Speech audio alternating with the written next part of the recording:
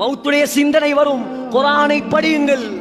குர்ஆனில் அல்லாஹ் 70 இடங்களில் மவுத் என்ற வார்த்தையை பேசுகிறான். எத்தனை இடம்? 70 இடம் மவுத் என்ற வார்த்தையை பேசுகிறான். குர்ஆனில் அல்லாஹ் 115 இடம் ஆஹிரா என்ற வார்த்தையை பேசுகிறான். குர்ஆனில் அல்லாஹ் 2 இடம் சக்கராத் என்ற வார்த்தையை பேசுகிறான். ஏன்? அல்லாஹ்க்கு சக்கராத் இருக்குதா? அல்லாஹ்க்கு மவுத் இருக்குதா? அப்ப ஏன் அல்லாஹ் பேசுகிறான்? நாங்க மவுத்தாக போறோம் சகோதரர்களே. நாங்கள் சக்கராத்தை அனுபவிக்க இருக்கிறோம்.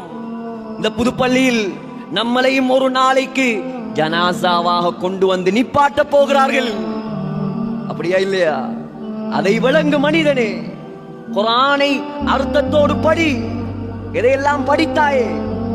எதையெல்லாம் படித்தாயே? வியாபாரத்தை படித்தாயே, விவசாயத்தை படித்தாயே, எத்தனையோ துனியாவுடைய கட்டட கலைகளை படித்தாயே, ஆர்கிடெக்ட், QS, ஏர்கிராஃப்ட், எத்தனை கோர்ஸ்கள் படித்தாய் நீ, எத்தனை PhDகள் முடிச்சாய் நீ. ஆனால் மௌத்தை படிக்கவில்லையா நீ? மௌத்த விளங்கல்லையா நீ?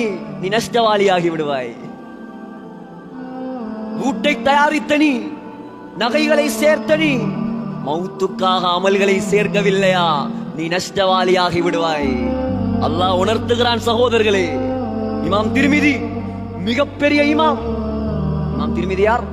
மிகப்பெரிய இமாம். இந்த முழு உலக மக்களாலும் ஏற்றுக்கொள்ளப்பட்டவர் இமாம் திர்மிதி. ரஷ்யாவில் பிறந்தவர்.